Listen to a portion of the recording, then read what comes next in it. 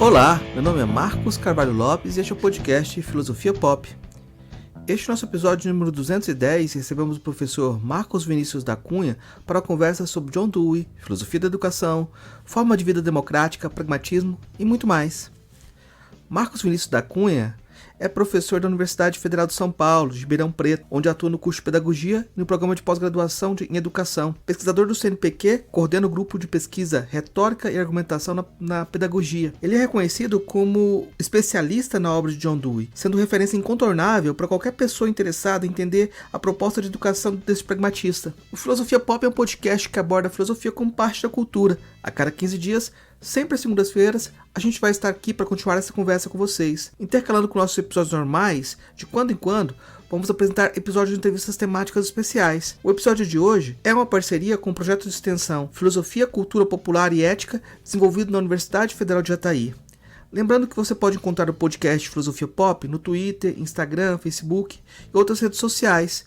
Nosso e-mail é contato@filosofiapop.com.br. Se for possível, deixe seu comentário, divulgue para outras pessoas, porque isso faz muita diferença para o trabalho da gente. Vamos então para nossa conversa com Marcos Vinícius da Cunha sobre John Dewey.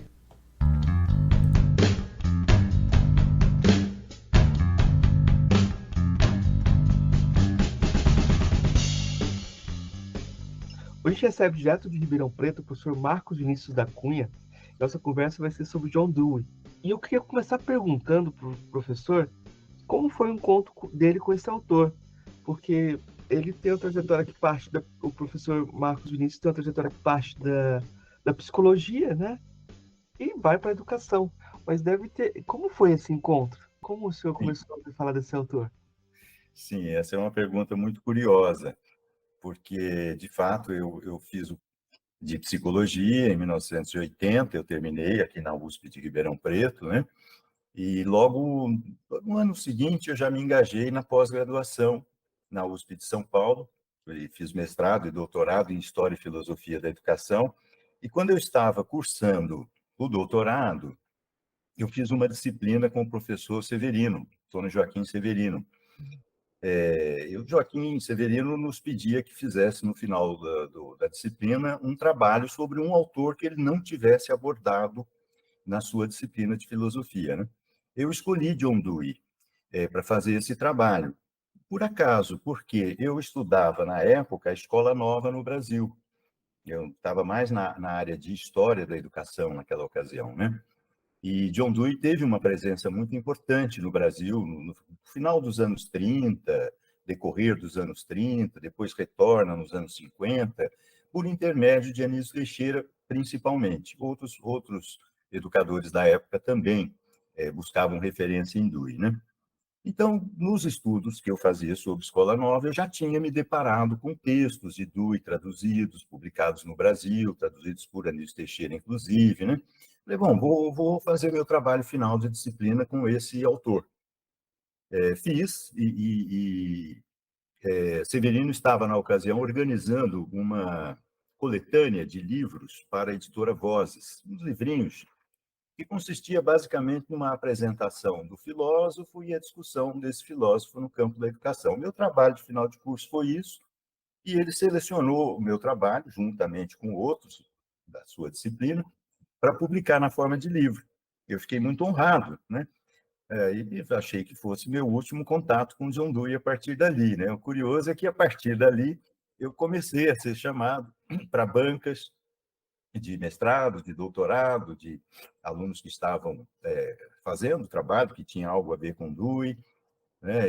E comecei a me interessar mais pelo autor. Então, foi muito por acaso mesmo que eu me encontrei com Dewey, né? Por intermédio de Anísio Teixeira, e depois, quase que forçado pelas contingências da vida, a estudar mais para poder ir a uma banca, me chamavam para palestras, etc, etc, né? Então, eu passei a estudar Dewey com mais afinco e não consegui me libertar dele nunca mais. Quando eu passei a trabalhar, na época eu trabalhava na Unesp, né? Trabalhei 15 anos na Unesp, depois, quando abri o curso de pedagogia aqui na USP de Ribeirão, eu vim trabalhar com filosofia da educação, e aí eu me aprofundei mais nesse autor, né? Então, foi por isso. Eu saí da psicologia, fui para a história e filosofia da educação, primeiro mais para a história da educação e depois mais para a filosofia da educação, onde me encontro hoje, né? Então, foi um encontro por acaso mesmo. Né? Mas não foi acaso, foi experiência educativa. E eu, na minha intuição, quando eu vi o seu currículo, eu pensei que que você havia se aproximado dele a partir da psicologia, porque É, tem intuição sobre uma intuição básica sobre a psicologia que ele desenvolve posteriormente. Eu pensei, será que ele pegou da psicologia e depois desdobrou? E não foi isso, não né? foi, não foi, não foi. Foi dentro da filosofia mesmo, né? Interessante. Eu vou te perguntar quem foi esse autor, Sim, porque quando a gente fala de um autor como Dewey, a gente precisa recontextualizar. Ele sim, pede isso também, né? Eu vou te perguntar, de modo geral, quem foi John Dewey? sim. John Dewey é um pensador norte-americano, como são grande parte dos pensadores que seguem essa corrente filosófica dele, né, que ele segue também, que é o pragmatismo. John Dewey nasceu em 1859 e morreu em 1952. Então, ele viveu toda a segunda metade do século XIX e boa parte do século XX, né? Formado em filosofia, foi trabalhar inicialmente na Universidade de Michigan, depois se transferiu para a Universidade de Chicago e foi encerrar sua carreira na Universidade de Columbia, em Nova York. E ele tem algumas passagens interessantes na vida dele. Quando ele trabalhou na Universidade de Michigan, ele era um hegeliano e mudou, né? O contato dele com as obras de William James, Charles Sanders Peirce, que já estavam produzindo seus trabalhos como pragmatistas, discutindo o que seria, que viria a ser o pragmatismo, né? Ele, então, no contato com esses autores, ele mudou a sua perspectiva filosófica, né? Passou do hegelianismo para aderir ao pragmatismo. Até então, a educação não era uma grande questão para Dewey, mas foi se tornando, uma vez que ele era professor, ele começou a escrever alguns textos já tratando de questões educacionais, e depois de 10 anos em Michigan, ele foi para Chicago. Em Chicago, ele foi convidado a criar e dirigir, foi ser o diretor de uma escola de educação básica, chamaríamos assim hoje aqui, né? E ele, então, se dispôs a transportar o pragmatismo para o campo da educação, tanto que ele é conhecido muito no campo da educação, justamente por causa disso. A escola que ele criou lá na Universidade de Chicago, conhecida como Laboratory School, é uma escola absolutamente inovadora para os padrões da época e mesmo para hoje. Estamos falando aqui do final do século XIX, uma escola que garantia a ideia de liberdade para os alunos, de atividade para a criança, né? Um currículo flexível, uma série de iniciativas que você, olhando para o século XX, você vai encontrar. Mas Dewey, na verdade, foi um pioneiro, porque ele realizou essas propostas no final do século XIX, né? Você vai encontrar escolas novas, né? Escolas inovadoras, escolas ativas, escolas do trabalho, no século XX. Depois de 10 anos ali em Chicago, ele foi para a Universidade de Columbia, isso em 1905, e ali ele ficou até se aposentar, em 1930, né? Mas continuou trabalhando como professor emérito, né? Até o seu falecimento em 1952. Então, ele tem uma obra extensa, muito vasta, então, vários títulos, não só sobre educação, né? Dewey é muito conhecido na área de educação, mas é importante frisar que ele tem uma extensa obra no campo da filosofia, que, do meu ponto de vista, dá suporte para as teorias pedagógicas dele, né? Eu sempre digo aos meus alunos que não dá para estudar o Dewey como um pedagogo apenas, né? Ele foi um pedagogo, foi um teórico da educação, mas se você não tem um conhecimento da obra filosófica, você tem uma visão muito reduzida da pedagogia de Dewey, né? Então, eu tento sempre fazer essa ponte dos vários textos que ele tem de filosofia, no campo da filosofia da ciência, no campo da estética, né, em vários campos teóricos em que ele militou, para poder entender o cerne da proposta educacional dele, né? É mais ou menos esse painel que a gente poderia dar aqui sobre Dewey. O cara que viveu quase 100 anos é difícil de... A gente Sim. tem que sempre tomar cuidado, porque há vários Dewey, né, durante a trajetória dele, assim, você pode Sim. recortar diversos momentos. Mas quando a gente pensa esses vários Deweys e pensa essa questão da filosofia, talvez seja interessante pensar, então, como o Dewey se aproxima da filosofia a partir da ideia de democracia e de outra coisa que você tem que chamar a atenção, da sofística, né, dos sofistas. Eu acho que aí tem um gancho para você falar dessa relação entre duas coisas, democracia e sofística, e que geralmente são tratadas pela filosofia, né? Uhum. Exato, é. Bom, vamos começar pela sofística, que é geralmente o vilão da história, né?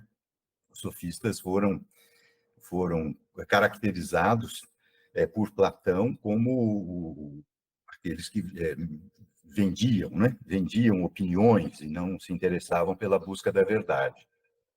Essa versão, né, digamos assim, da sofística atravessa os séculos e está presente até hoje, né? No Brasil, né, se você se deslocar para os Estados Unidos, você encontra lá autores trabalhando com a sofística, uma outra abordagem, né? Uma abordagem que eu sigo, mais recente, em que vai valorizar justamente a presença dos sofistas na Grécia clássica e o valor que eles tiveram para a democracia, né? A Grécia estava atravessando um período de transição para a democracia, né, de intensa participação dos cidadãos, mas não só dos cidadãos, né, de todos que compunham aquela comunidade, e os sofistas tiveram uma presença muito importante em trazer à tona a necessidade do debate, né, do diálogo, que mais tarde Sócrates e mesmo Platão foram desenvolver, né, a ideia da dialética, né, da busca de consensos para formar algo próximo de uma coesão social, né? E Dewey segue essa trajetória, né? Se você for olhar as concepções filosóficas dele no campo da política, né, toda a reflexão dele sobre a democracia é basicamente isso, é uma tentativa de discutir, debater publicamente as ideias, né, em busca do consenso, em busca de uma coesão social.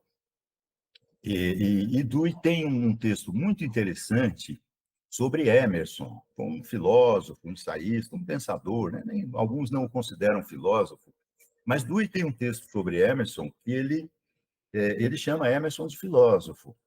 E é muito legal, porque é um marco, porque Emerson é um ensaísta, era um homem que viajava as cidades, né, pregando, era um pregador, né, de ideias, de poéticas, era um poeta, né?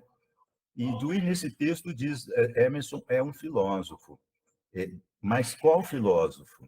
Não o filósofo que Platão consideraria. Interessante, né? É o filósofo sofista.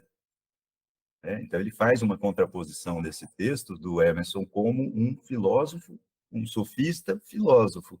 Então, ele desqualifica, ele desconsidera aquele rompimento que o Platão produziu, né? Filósofo é uma coisa, sofista é outra. O Dewey diz, não, o sofista é um filósofo, Emerson é um filósofo, né?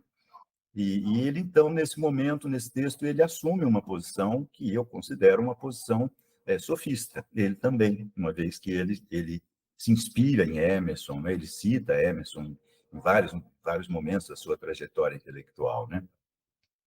Eu acho que aí você me dá um gancho para falar de uma tensão já do trabalho do Dewey entre essa religião do indivíduo que está presente na cultura americana no Emerson Sim.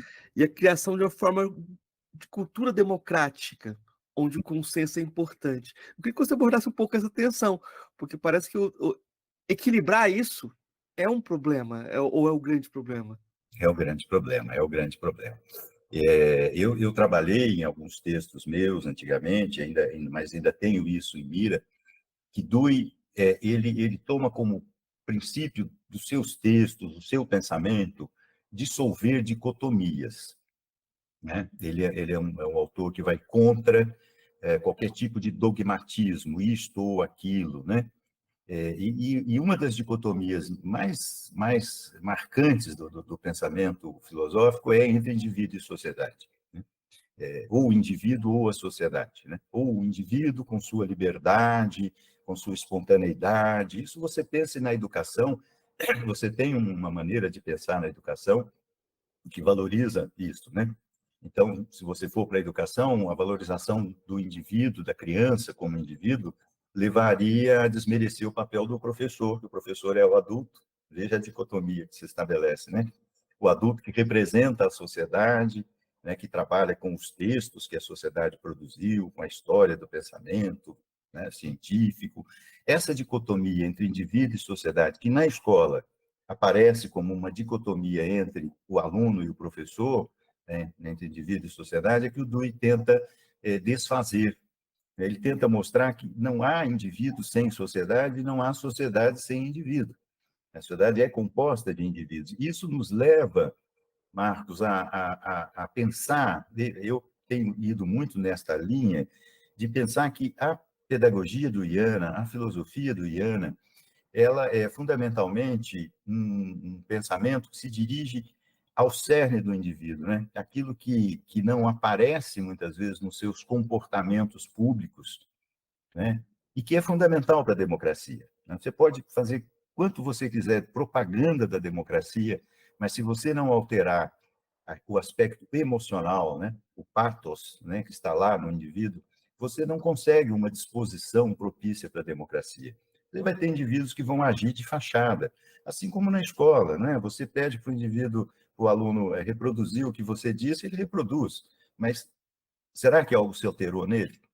Então, eu acho que Dewey nos leva a pensar nesse lado emocional, né, das paixões, das disposições psicológicas mesmo, que é necessário tanto para o aprendizado quanto para a vivência democrática. Por isso, indivíduo e sociedade, aluno, professor, não são instâncias que estão em polos distintos, eles têm que ser vistos de maneira conjunta, né, formando um todo. Novamente, outro gancho para a questão da experiência. Sem dúvida. O que que, o que que é a experiência para Du? E a experiência é linguística ou não linguística? Pois é, ela é, né? Ela é. Dewey tem uns textos muito interessantes sobre linguagem, né? Que inclusive são interessantes porque eles antecedem muito, em praticamente 2 décadas, o Wittgenstein, né? Que é o grande teórico da virada linguística, né? O segundo Wittgenstein, lá em 1952, né? O Dewey tem uma reflexão sobre linguagem muito interessante, que ele diz: a linguagem é uma construção social. Essa formulação ela vai aparecer depois em Vygotsky, em vários outros, né? A linguagem é uma expressão do pensamento, mas é, na verdade, uma forma de constituição do pensamento. Como é que a criança aprende determinados significados? Né? É na interação ali com os que estão próximos dela. É isso que Dewey chama de experiência, algo que é a criação de uma disposição para. Né? A experiência não é intelectual exclusivamente, não é corporal exclusivamente. Ela é as duas coisas. E a linguagem, ela se constitui assim, né? Ela se constitui como uma experiência que ela é física, ela é motora, mas ela é ao mesmo tempo mental, né? Você aprende os significados do mundo na convivência com as coisas que estão em volta de você e dentre essas coisas, as pessoas, que têm ideias, que têm seus próprios significados, etc., né? Então, eu diria que a experiência, ela é linguística, mas ela não podemos ver o linguístico como um apartado do físico, do mental, do emocional. Ela é um todo, né? A experiência é uma imersão do organismo como um todo numa situação problemática, eu diria, né? Como ele próprio diz, né? A experiência é algo que você vive quando você tem diante de você um problema. um problema significativo para você. E isso não é só linguístico, não é só mental, não é só emocional, ela é um todo. É o organismo como um todo, a criatura viva, como o Dewey diz lá no Arte como Experiência. Então, eu acho que aí talvez a gente precise esmiuçar um pouco mais sobre como essa experiência se articula com a dúvida e com o pensamento. Sim. Eu acho que aí a gente tem não é um método, mas é uma descrição de como as coisas se dão para Dewey, né? Isso é. Vamos pensar no conceito-chave na educação do Dewey, que é o conceito de pensamento reflexivo, né? Isso está lá no Como Pensamos, que é um livro de 1910, que depois ele reformula em 1933, né? Que é anterior ao livro Democracia e Educação, que é o mais conhecido dele na nossa área de educação, né? É curioso. Ele diz, você pode pensar sem nenhum compromisso com a realidade. Você tem uma lembrança, você faz um plano, você, né, deixa o seu pensamento voar, tudo bem, isso é pensamento. Mas quando ele fala pensamento reflexivo, ele está falando de uma forma específica de pensar. E é aquele pensamento que é desencadeado por uma dúvida, né, por uma situação problemática, por algo que te leva à necessidade de obter uma resposta, uma solução, né? Ora, esta situação inicial, que é a situação da dúvida, que na escola precisaria ser desenvolvida, né? Trabalhar com situações problemáticas e não com o ensino na sua forma final, pronta, acabada, essa dúvida te dispõe a uma investigação. Então, você vai em busca de resolver aquele problema. Essa investigação, ela deve envolver o organismo como um todo. Essa é a experiência educativa propriamente dita, né? Que leva você a consultar materiais, leva você a conversar com pessoas, leva você a raciocinar sobre os dados, as informações que você obtém, de maneira que você, no final desse processo, você elabora hipóteses de solução da dúvida ou do problema. Essas hipóteses têm que ser testadas, né? Elas em si não constituem conhecimento.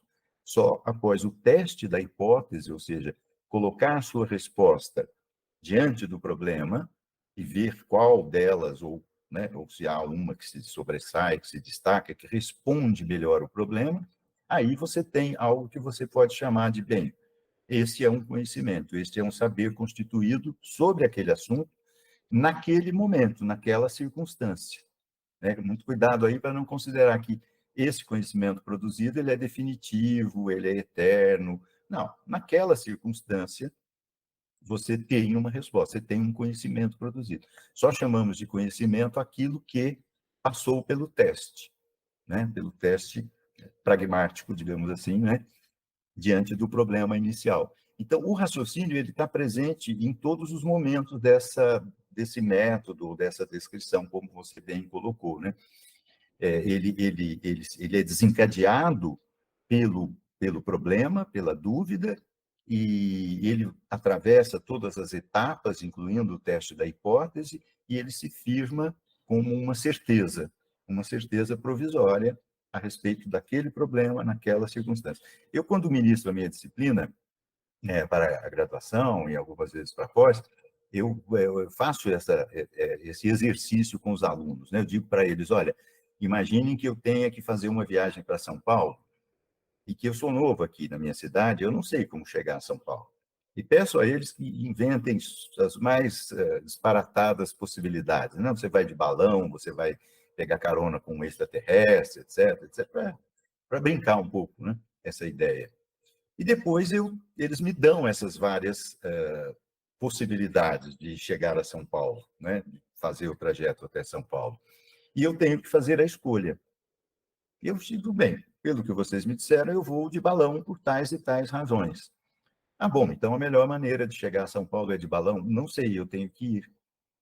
Né? Eu teria que fazer a viagem e apreciar os resultados. Se os resultados forem favoráveis, se foi confortável, não foi tão dispendioso financeiramente, eu vou considerar que a melhor maneira de chegar a São Paulo é de balão. Mas e amanhã, se eu tiver que fazer a mesma viagem? Daqui um mês, daqui um ano? Será que eu já tenho um conhecimento sobre isso? eles ficam em dúvida. Não, mas espera lá, professor, está indo agora, um período que não está chovendo, não tem tanto vento, etc. Daqui um mês, dois, a situação pode ser diferente. Bom, então eu vou ter que fazer uma nova investigação. Vou ter que pensar de novo no problema, buscar de novo uma solução. Então, não há um conhecimento definitivo, não há um saber que você possa considerar como absoluto. Ele depende das circunstâncias, ele é circunstancial. Eu acho que aí você tem as duas dimensões da palavra experiência bem demonstradas. A ideia da experiência como vivência, que muitas vezes aparece na filosofia, mas tem uma experiência de laboratório, experiência científica, um dado Isso. científico. Eu acho que essa dimensão do Dewey com a ciência é muito importante para a gente diferenciar um pouco até do neopragmatismo, né? Ah, Uhum. essa valorização do experimento como um dado científico também, né? Sim, sim, exatamente. E é curioso que o Dewey tem um livro muito interessante chamado The Quest for Certainty, que é lá da década de 20, se não me engano. Que não, eu não vou lembrar a data dele, mas enfim, é do início dos anos 20, porque é da mesma época em que estavam se desenvolvendo as teorias da mecânica quântica, da física quântica. Ele faz uma discussão muito interessante, né, de considerar as teorias quânticas, as reflexões que os físicos, filósofos, né, estavam fazendo sobre a mecânica quântica, e se posiciona nesse registro, né, de que você não tem uma certeza absoluta, você está lidando sempre com aquilo que é provável, mesmo na ciência, é provável, né? É provável no sentido de prova, você pode obter uma prova disto, né? Mas esta prova, ela, ela tem que ser vista diante de um cenário de incerteza, né? Porque é assim que caminha a ciência. Isso me lembra um pouco, você que é da filosofia, eu não sou, né? Não sou. Mas você me lembra as ideias do Thomas Kuhn, né? Quando ele fala sobre o modo como um paradigma se estabelece dentro de uma comunidade científica e por um certo período de tempo ele é considerado importante, dá origem à ciência normal, tanta gente pesquisa em torno disso, até que surja lá uma inconsistência, né? Nesse momento que surge uma inconsistência, é que os cientistas param para pensar até que ponto o paradigma está, de fato, resolvendo os problemas propostos por ele mesmo, né? Então, isso mostra como as teorias científicas, elas são revistas, né? Não de um dia para o outro, né? Isso demanda um período de tempo, de muita ciência normal produzida, etc., né? Eu acho que o Dewey está afinado com essa nova concepção de ciência, né, que é atual, né? Até pouco tempo atrás, você não podia comer mais do que um ovo por mês, né? Fazia mal, era perigoso, etc. Hoje é diferente, quer dizer, a própria ciência evolui, ela avança, né, a partir de muita pesquisa, que é a ciência normal, que fala com, né? Mas ela avança também a partir de indagações diante de problemas que o próprio paradigma não consegue resolver. Se o Dewey transforma a filosofia em teoria da educação, como é que você fala que a filosofia é problema meu e não é seu? Tá certo. Muito obrigado. Eu vou te perguntar, então, sobre a relação do Dewey com a tecnologia. Ah, Eu, sim. eu acho que isso é um ponto que, geralmente, quando fala do pragmatismo, fala, não, pragmatismo é coisa de tecnicistas. Isso, E isso. fazem uma. Eu acho que tem muito para falar sobre isso, mas. Isso, é. Veja, quando falamos de tecnologia com Dewey, né, nós temos que pensar que ele é da era do rádio, né? Ele não chegou a ver o avanço da televisão, muito, muito menos o que nós temos hoje por tecnologia. Mas a tecnologia de comunicação do rádio, ele fez muita intervenção radiofônica, né? Era o telégrafo, né? Era o teletipo, era disso que falávamos quando falávamos de tecnologia.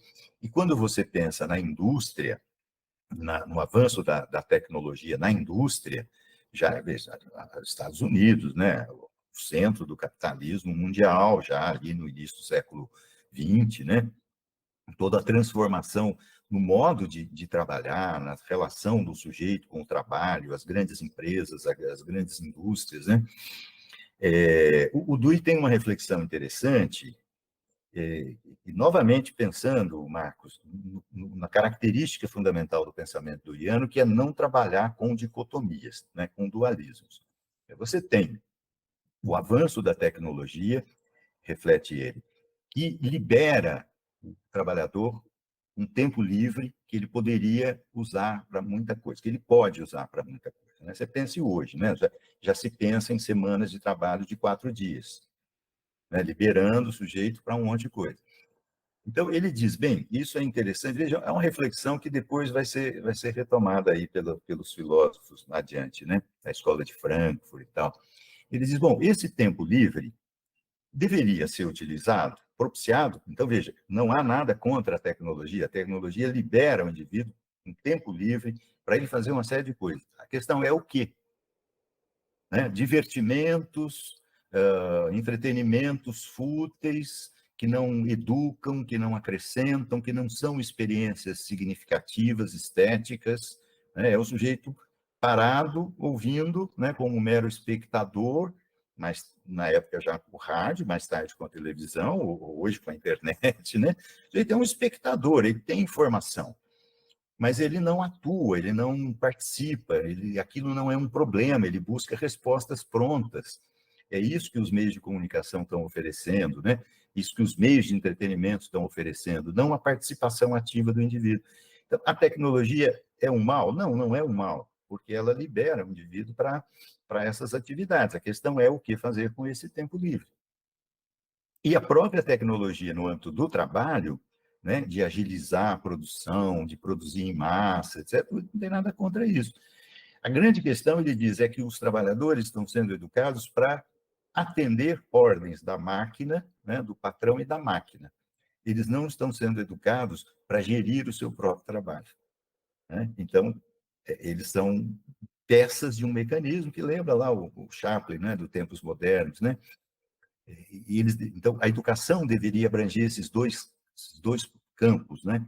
O trabalhador dentro da fábrica, dentro da empresa, da produção, conhecendo o seu trabalho, tendo a ciência do seu trabalho, para poder entender o seu trabalho, não cair naquilo que Marx chamou de alienação, né? Que eu faço, vou para casa, quero o meu salário e boa. Então, a educação deveria estar ali dentro, né? Propiciando uma experiência rica ao trabalhador, mesmo com a máquina, e fora, para, né,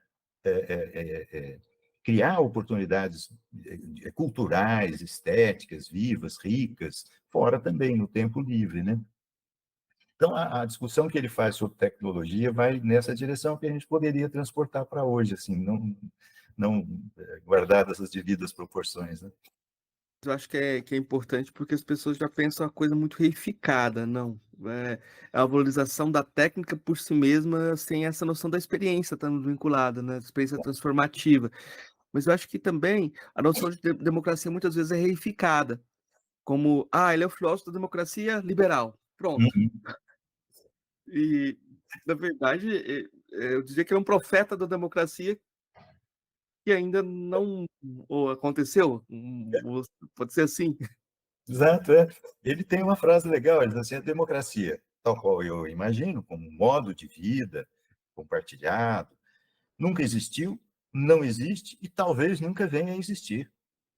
O Dewey não tem uma perspectiva linear de que a história caminha para tal lugar, né?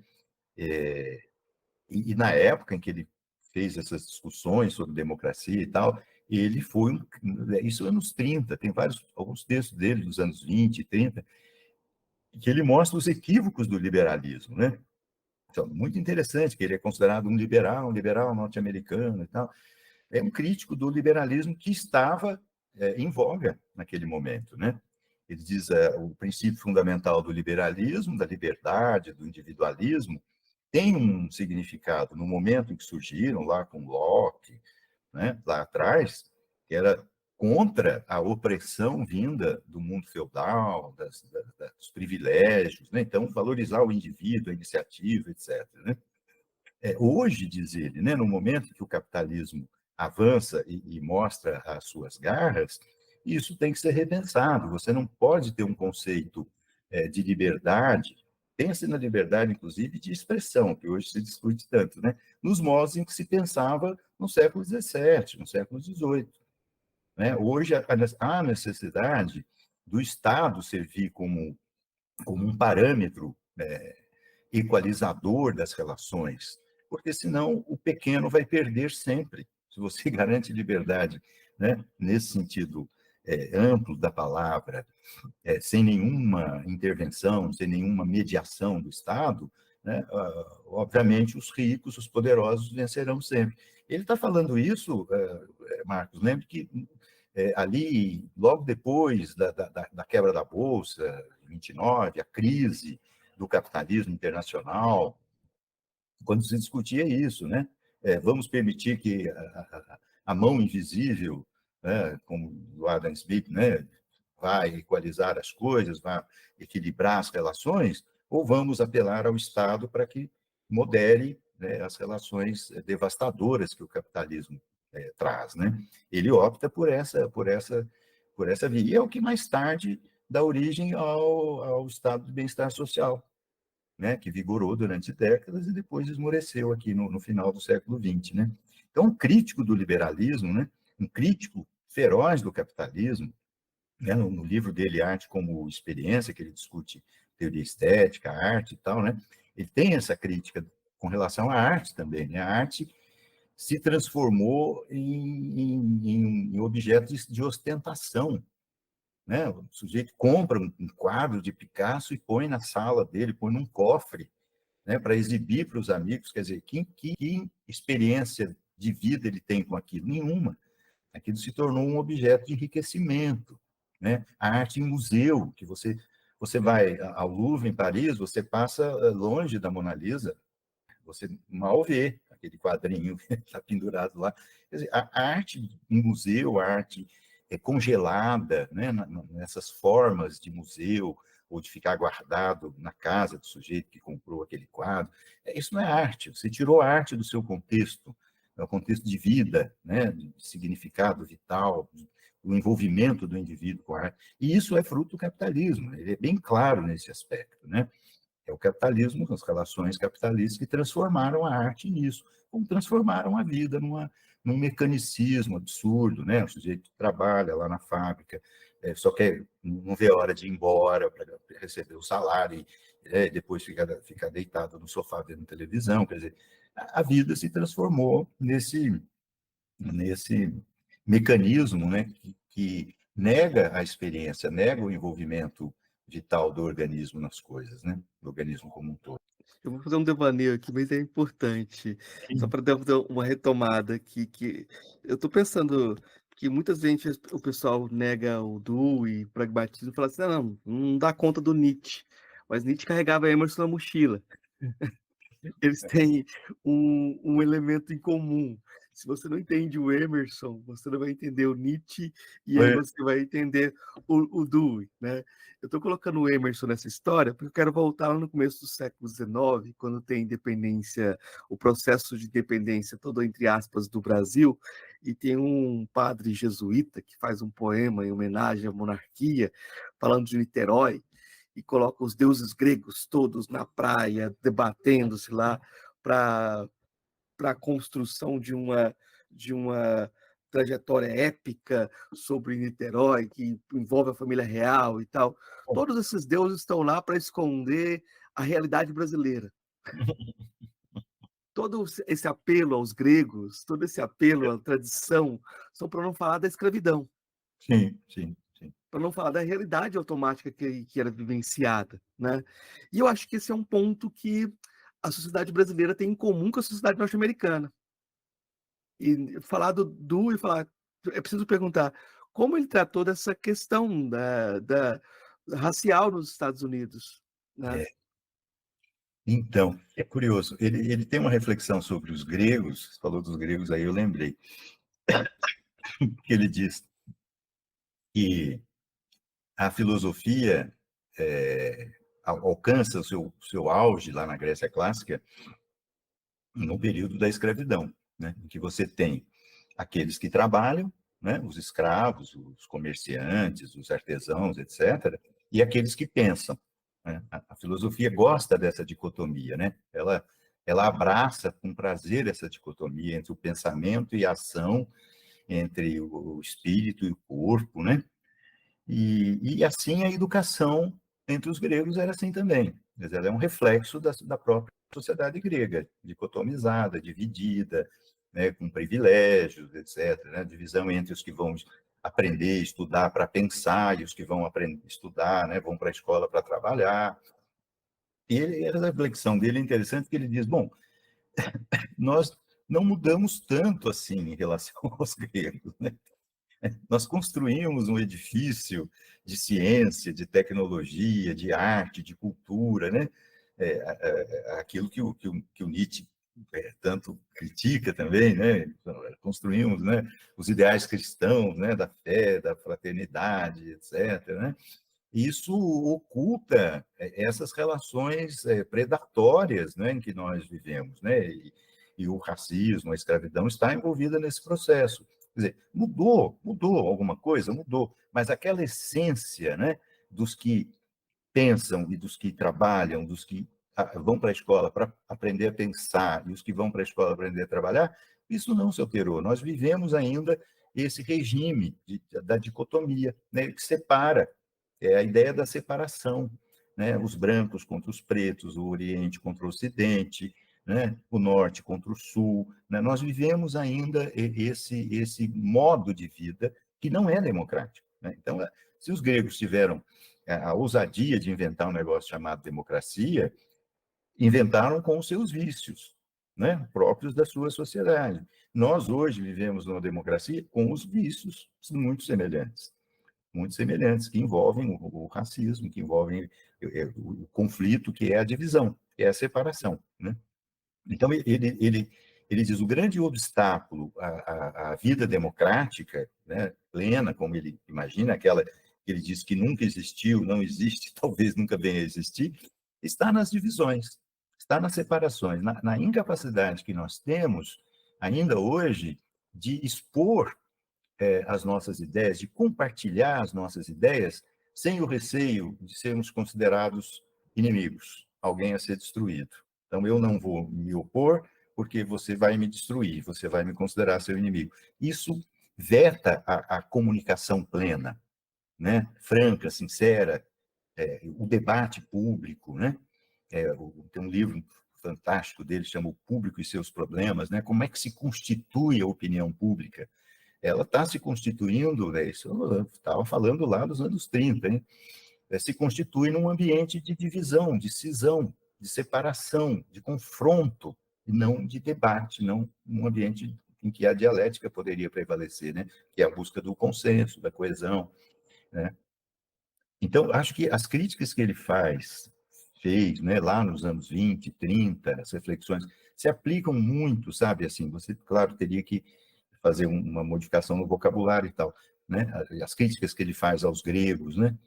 Mas se adequam ao momento que nós vivemos, né? Um momento de tanta divisão, de tanta separação, e que por isso ele diz, né? Talvez a democracia nunca venha a existir, nós não sabemos. Quem é que podia imaginar, Marcos, que nós estaríamos hoje, em pleno século XXI, já quase um quarto do século XXI, discutindo as questões que estamos discutindo no Brasil e no mundo, a volta do nazismo, do fascismo, a discussão racial, a discussão do aborto. Nós estamos tendo retrocessos que mostram justamente isso, né? O modo como nós nos organizamos para viver em coletividade, de fato, não aponta para a democracia, infelizmente. Eu acho que toda vez que eu ouço sobre o Dewey dentro da minha formação de filosofia, da perspectiva que a gente tem no Brasil, eu sempre acho importante destacar um elemento que é primordial, que a gente está falando o tempo todo, que é uma espécie de anticartesianismo. Sim. Porque a gente está sempre dentro de uma formação muito centrada numa perspectiva sobre subjetividade descontextualizada, né? A gente gosta de descontextualizar as coisas, e toda vez que alguém tenta contextualizar, ele comete um pecado, porque ele está levando em conta a paisagem que está em volta dele. Uhum. E isso o pessoal fala, não, você está banalizando. É. essa é a ideia, né? Você está sendo sofista. É, você é, você está sendo sofista, você está banalizando o conhecimento, porque o conhecimento, na verdade, não existe aqui. É, exato. Eu falei do Emerson, porque o Emerson, a primeira coisa que ele fala é: tenho que partir daqui. O Uhum. que vale é aqui, o meu cotidiano é sagrado, eu tenho que partir daqui se eu quiser ser um pensador, ou se eu quiser ser qualquer coisa, eu tenho que valorizar meu contexto e valorizar minha individualidade, de certa forma, meu eu, construir um eu que seja. ah, e eu acho que isso é muito interessante, porque você tem um processo diferente de reivindicação da subjetividade. Eu queria que você me falasse um pouco sobre isso, porque como você tem a formação em psicologia, eu acho que isso tem um impacto muito forte, né? Exato, é. E eu tenho trabalhado recentemente, e meus orientandos têm me ajudado muito nisso, com a noção de sensibilidade estética, que é uma noção que eu construo a partir da ideia de experiência educativa do Dewey, com a ideia de estética que ele traz, né? De um lado, como eu disse, os livros que ele trabalha a educação, do outro lado, outros livros mais filosóficos, né? E neste caso, o livro Arte como Experiência, que dali vem uma noção de sensibilidade estética, né? Eu penso assim, na linha do que você está comentando, né? Nós raciocinamos, pensamos, trabalhamos, vivemos, amamos, odiamos, etc. E a razão disso tudo, né? O cerne disso tudo, está de fato, né, dentro de nós, né? É inegável, né? Para você, como eu disse há pouco, ter uma vida democrática, não basta você construir slogans, você tem que tocar o indivíduo, né? Daí essa noção de sensibilidade estética ser interessante para mim atualmente nas minhas pesquisas, né? Vai por um campo da psicologia, inclusive o Dewey tem um dos primeiros trabalhos dele se chama justamente Psicologia, Psychology, e um dos capítulos dele é o sentimento estético, desse livro lá do final do século XIX, né? E, e se trata de não uma visão psicologista, né? Eu quero sempre afastar essa ideia do psicologismo, de considerar o indivíduo como isolado do seu ambiente, do seu contexto, né? É ao contrário, é um indivíduo contextualizado. Nós formamos as nossas emoções, as nossas disposições intelectuais, emocionais, sempre num contexto. Nós constituímos a nossa linguagem e os significados que consideramos úteis para nós num contexto ali quando criança, quando bebês ainda, né? Isso nos constitui como pessoa. Então, os teóricos da educação, você pensa no Paulo Freire, por exemplo, né, um grande teórico da educação. Ele mostra para nós como é que o professor deve fazer. Ele não nos diz quem é a pessoa desse professor, como é que ela se forma, como é que eu consigo ter um professor que faça aquilo que o Paulo Freire diz que um professor deve fazer. E mesmo no caso do Dewey. O Dewey tem uma teoria pedagógica, né? Um pensamento reflexivo, etc. Mas como é que eu consigo a pessoa disposta a fazer isso? Como é que eu construo essa pessoa? Isso que eu chamo de sensibilidade estética. Ela antecede a sua adesão ou a sua possibilidade prática de uma teoria qualquer, teoria educacional em particular, né? É esse núcleo que eu acho que a educação não consegue atingir com facilidade. E penso também, né, por que é que ideias que já nós considerávamos superadas, como o fascismo, vou pegar o caso mais exemplar, retornam? Retornam porque há pessoas que aderem a essas ideias. Não é só porque foi feita uma campanha, não é só porque manipularam a internet. Bom, mas manipularam a internet, os fake news, etc. Mas houve pessoas que acataram, pessoas que aderiram, que deixaram que aquilo se instalasse nelas. E aí eu acho que a educação falhou, vem falhando, né? Nós somos bons em expor teorias filosóficas, psicológicas, pedagógicas, etc. E terminamos a nossa aula, o nosso curso, achando que muito bem, fizemos a nossa parte, cumprimos o nosso papel. Então, não sabemos como é que os alunos captaram aquilo, né?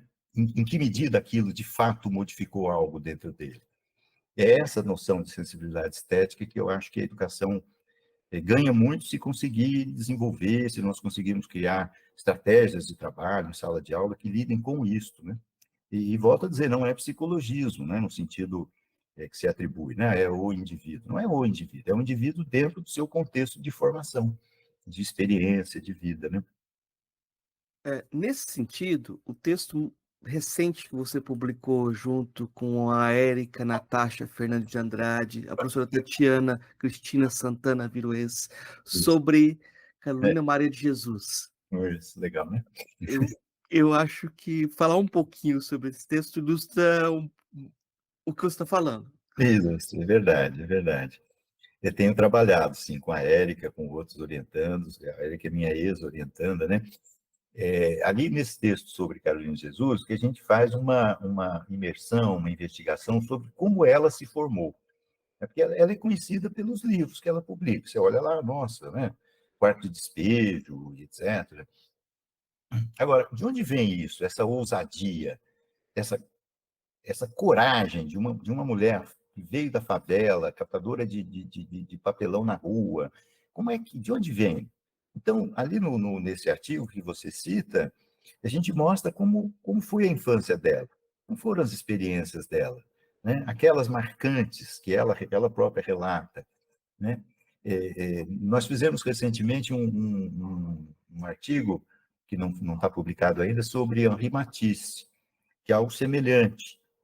Nós indagamos da biografia de Henri Matisse essas experiências de vida que formaram esse homem, né? Esse grande pintor, esse grande artista, né? É claro que você, quando trabalha em educação, você não tem como controlar isso, né? Os seus alunos vêm com experiências de vida. Alguns desenvolveram sensibilidade estética, como Carolina Maria de Jesus, como André Matisse, como outros não. Então, há elementos que escapam ao seu controle, mas há elementos que podem estar sob seu controle, dentro da sala de aula, dentro da escola, né? E aí não estou falando da sala só, estou falando da escola como organismo vivo, né?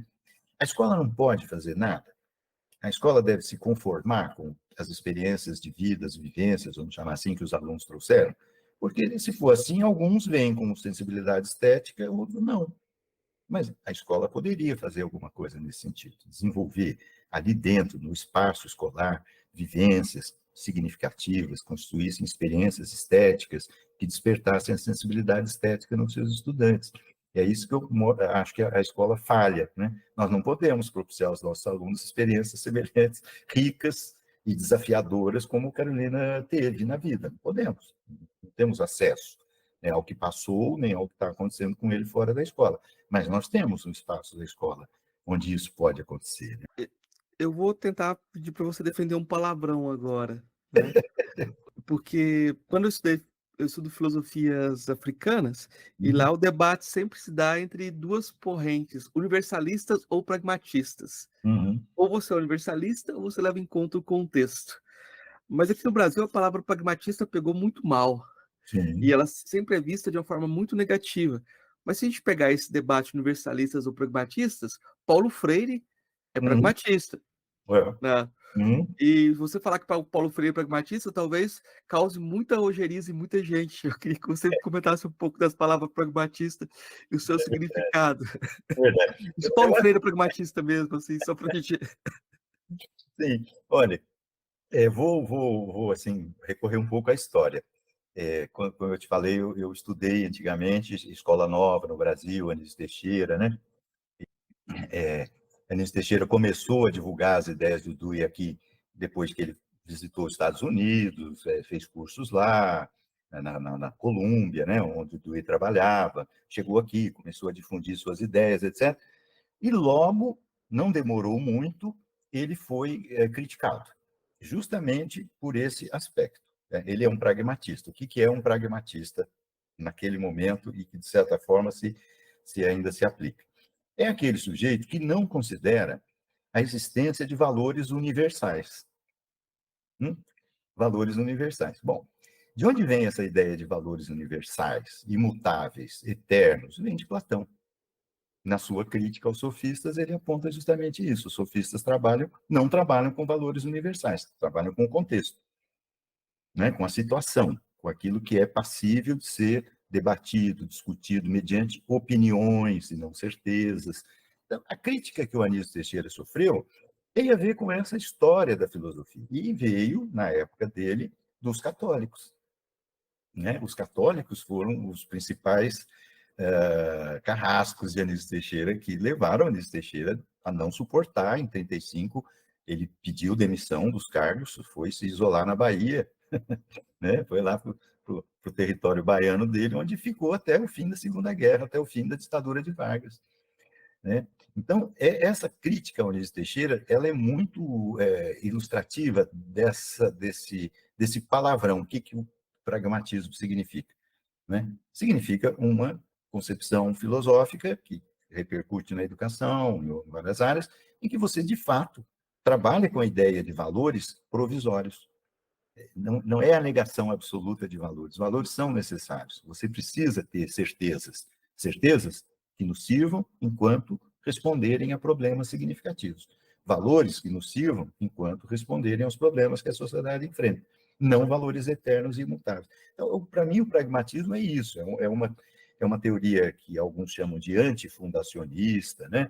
Uma teoria da incerteza, da dúvida, que não é o mesmo que a negação dos valores, ou das certezas, ou da ciência, ou do conhecimento científico. É o reconhecimento de que tudo isso é provisório, né? Que foi uma construção humana, são construções que nós fizemos, que podemos desconstruir, reconstruir, remodelar, à medida que o mundo se transforma, que o mundo avança, né? Nesse sentido, Paulo Freire poderia ser, talvez, então, considerado um pragmatista, né? Embora ele tenha sua origem lá numa tradição religiosa também e tal, né? Mas os ataques que ele vem sofrendo ultimamente, né, recentemente, nos últimos anos, espelham muito isso, né, a ideia de que ele não, não prega os valores universais, etc. Ele estaria mais interessado na discussão da opinião, daquilo do diálogo, né? A teoria dele do diálogo, né? A tese dele do diálogo é isso, né? Você constrói o conhecimento a partir do que o aluno traz, né? As palavras geradoras do método dos anos 60. Então, acho que se firmou, sim, você tem toda a razão, essa ideia do pragmatismo como palavrão, assim como a sofística se tornou um palavrão também, né? Coisa que é uma realidade muito nossa, assim, tem uma orientanda que estudou nos Estados Unidos, fez um doutorado de sanduíche lá, não encontrei isso lá nos Estados Unidos, assim, lá se fala de pragmatismo, se fala, né, da sofística com muita tranquilidade, se debate isso, se discute, né, sem ficar marcando essas palavras negativamente, etc. Né? Eu conheço também colegas aí da sua área, da filosofia, na Federal de Santa Catarina, por exemplo, conheço o Luiz Henrique Dutra, meu amigo também, que trabalha com pragmatismo, assim, né, com muita profundidade, com muita tranquilidade, né? Mas acho que há, sim, esse momento que nós vivemos é propício a chavões, a slogans e perversões de sentido, né? Até porque as pessoas pensam também muito mal da ideia de utilidade. Se alguém fala que algo é útil, fala, não, logo tá servindo ao mercado. Isso. Mas se o projeto que você tem para construir um projeto de construção de uma forma de vida democrática, talvez seja muito aberto também, assim, Tá. o que você está construindo, e seja muito poético, né? Sim, exatamente, essa é a ideia. Eu acho que, assim, se você quer construir forma de vida democrática, a poesia é útil.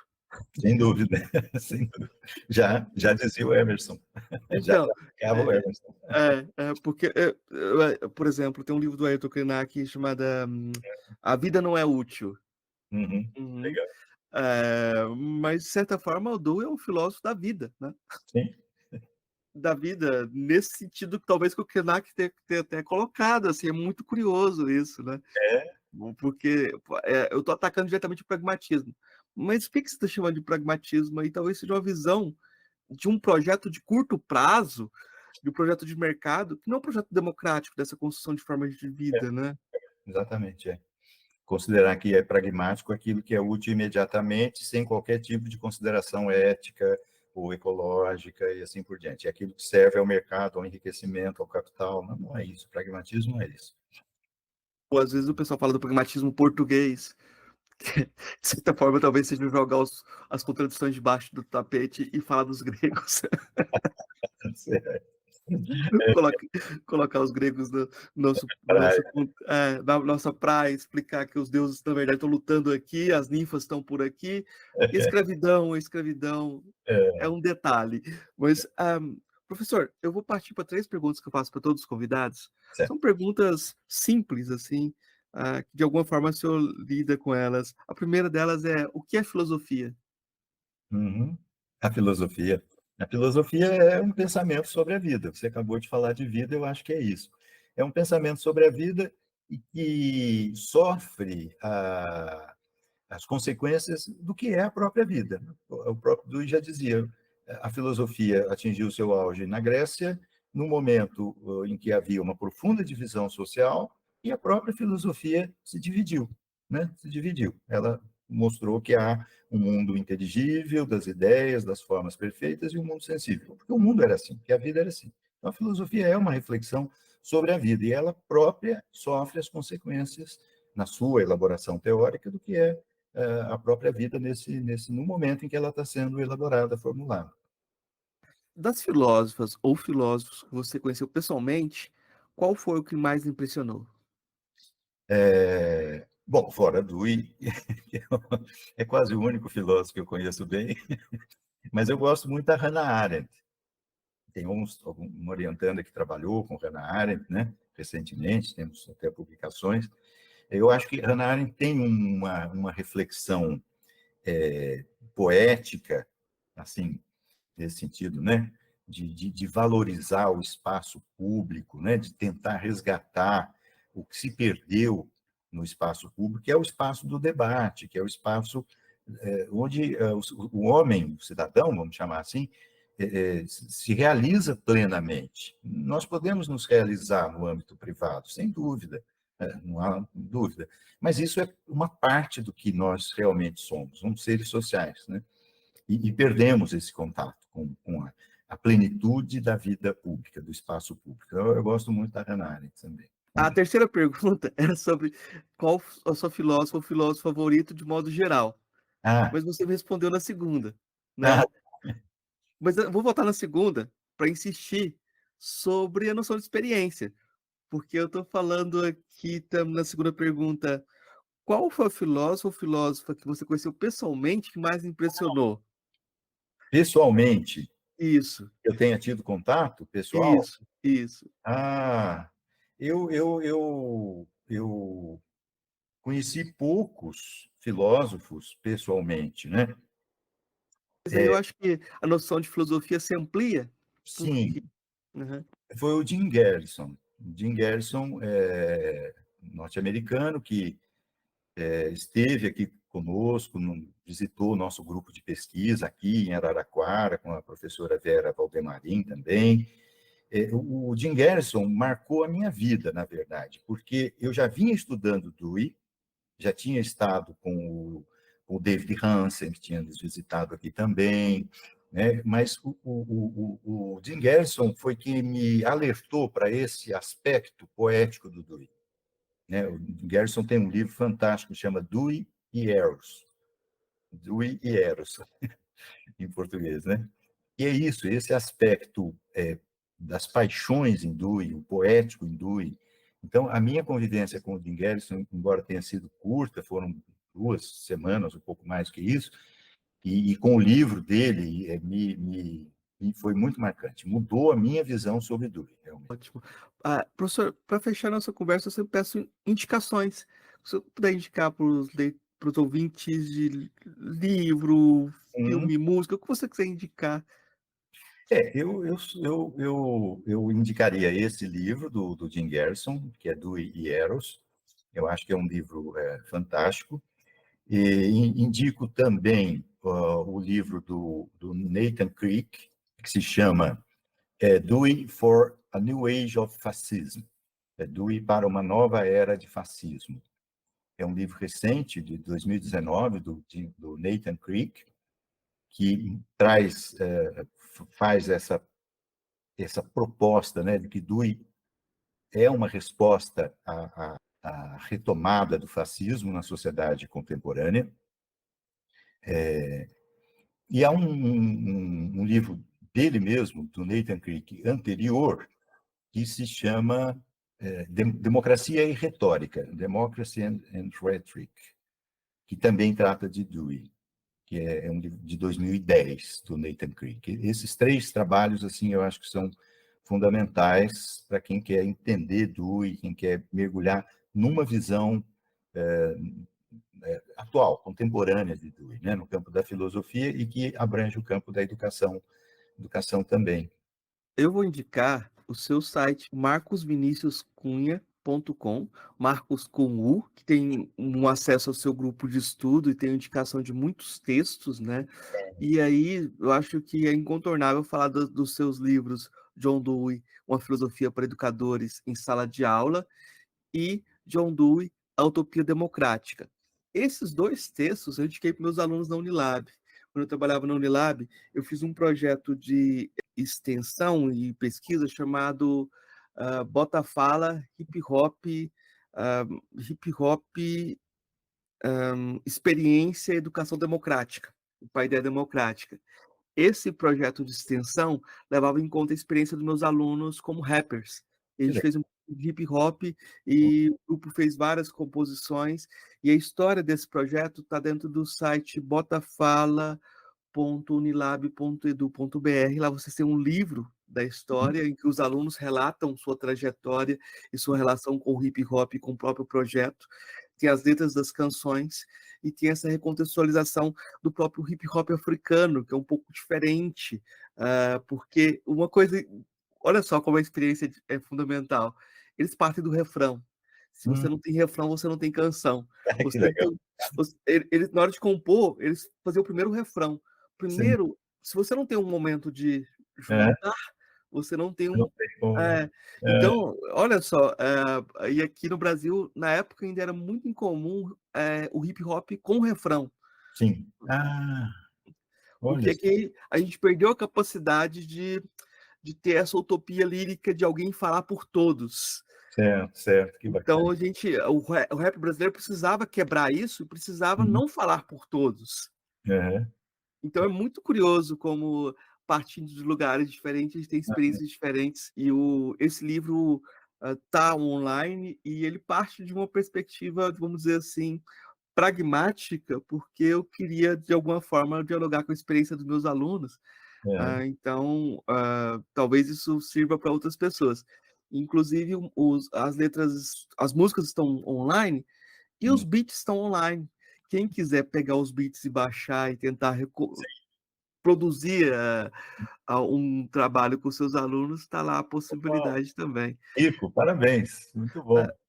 Eu que agradeço, professor. Eu queria deixar o espaço aberto para o senhor divulgar o que o senhor achar interessante de divulgar, agradecendo essa possibilidade de diálogo e por toda essa conversa, né? Eu só tenho a agradecer, Marcos. Foi um prazer, um grande prazer conversar com você e fico à disposição para outras oportunidades ou outras iniciativas suas. É sempre muito bom poder falar sobre coisas que a gente gosta, né? E que fazem parte da nossa vida. Então, muito agradecido. Foi um prazer muito grande. Um abraço para os seus ouvintes.